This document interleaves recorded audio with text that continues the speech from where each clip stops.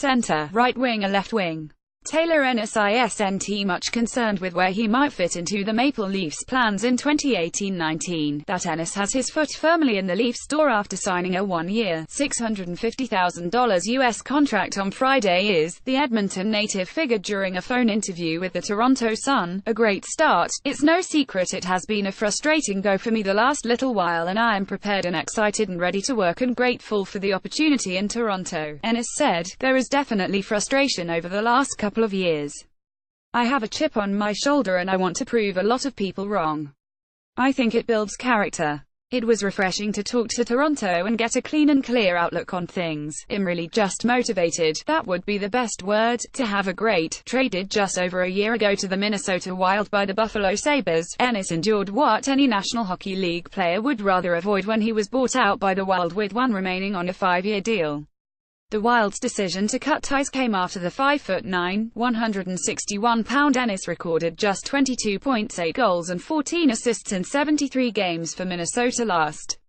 In 2016-17, Ennis had a mere 13 points in 51 games with the Sabres. He underwent sports hernia surgery in November 2016 after concussions had limited him to 23 games in 2015-16. In short, since the injuries, the 28-year-old Ennis has not had the same kind of impact he did in his first 5 in the NHL, when he reached the 20-goal plateau 3 times. His best points-wise came in 2010-11, when he had 49 in 82 games as rookie with the Sabres. So while it's a cliché that gets used plenty in the world of pro sports, signing with the Leafs does represent a fresh start for Ennis. From a physical health perspective, he is good to go, having passed what he called a very thorough medical exam with the Leafs. And there have been encouraging conversations with coach Mike Babcock, who ultimately will decide where Ennis will play.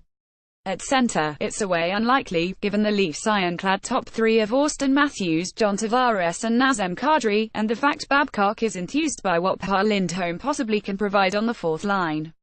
The expectation would be that Ennis would be in a battle with the likes of Josh Leivo for a spot on the wing on the fourth line. That will be determined in camp. In the more immediate future, Ennis plans to move to Toronto in the next few weeks and start to get accustomed with the club's training facility at the MasterCard Center. There will be time for Ennis to get to know his new teammates as well.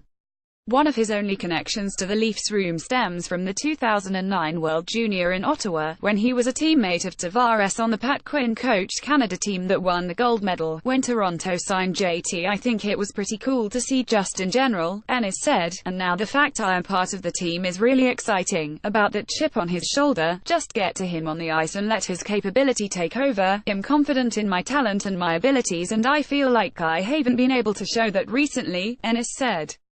I felt restricted and I am ready to get my swagger back and show people what I can do. The Leafs don't see me as the player who has had some struggles the last couple of years. They see me as the player in the past who has been successful. I have played left, right and center, and I have been successful at all positions at different times, so I am happy to be slotted in wherever. It's a really deep roster, so I think anywhere is a good spot to be. T. Caution at postmedia.com, twitter.com/CoachTorontoson.